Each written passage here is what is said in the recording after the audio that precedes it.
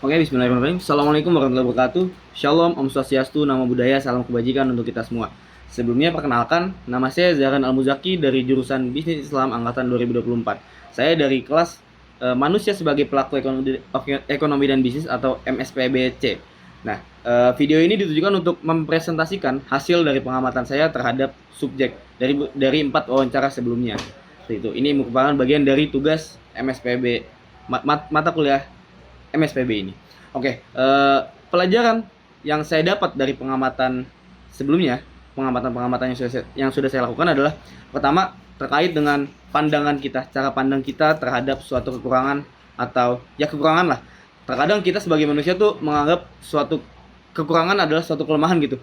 Padahal dari subjek saya belajar bahwa terkadang kekurangan itu bukanlah sebuah kelemahan, melainkan sebaliknya gitu. Jadi kekurangan itu bisa menjadi suatu titik balik kita, suatu motivasi kita untuk bisa lebih kuat lagi, lebih gigih lagi, lebih berusaha lebih lah untuk menjadi lebih baik.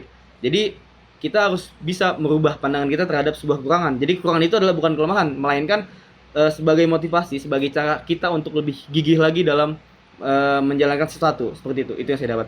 Mungkin pelajaran yang kedua adalah terkait masalah ekonomi.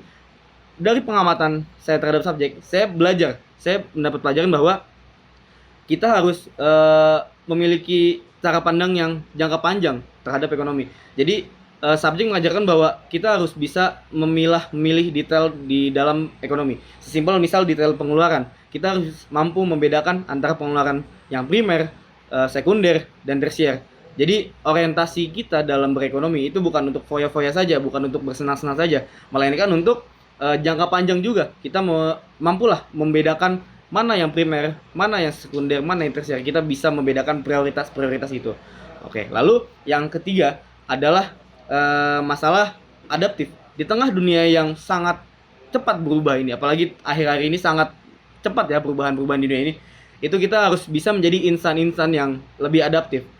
Adaptif dalam menghadapi suatu hal, menghadapi suatu perubahan, suatu pergerakan dunia, seperti itu. Jadi kita harus bisa lebih adaptif. Dan linear dengan menjadi insan yang adaptif, kita juga tidak boleh melupakan nilai-nilai integritas dan kejujuran.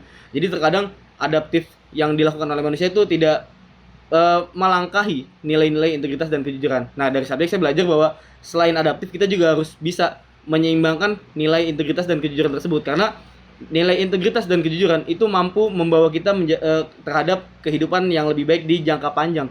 Mungkin ya itu bisa menjadi salah satu jaminan lah untuk jangka panjang kita. Kita jadi lebih dipercaya, itu meningkatkan dan menumbuhkan trust kita terhadap orang lain, seperti itu. Itu manfaat dari nilai trust dan kejujuran.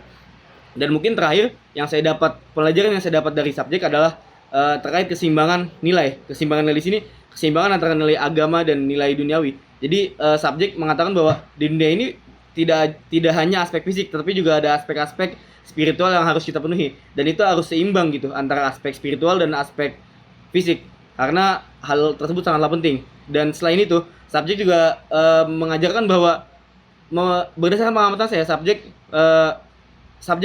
mengajarkan bahwa manusia adalah makhluk sosial, dan dengan makhluk sosial itu kita tidak bisa lepas dengan orang lain lah, dan dengan begitu kita harus bisa menjaga hubungan baik kita dengan orang lain, karena hal tersebut sangatlah penting menurut saya dari pengamatan tersebut. Karena berdasarkan cerita subjek, dengan menjaga hubungan baik dengan orang lain itu bisa mampu menjadi nilai-nilai yang lebih baik lah ke depannya.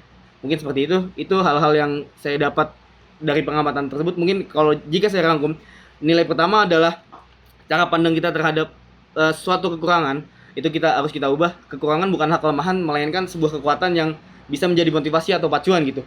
Yang kedua, cara pandang orientasi ekonomi yang lebih jangka panjang dengan prioritas-prioritas tadi,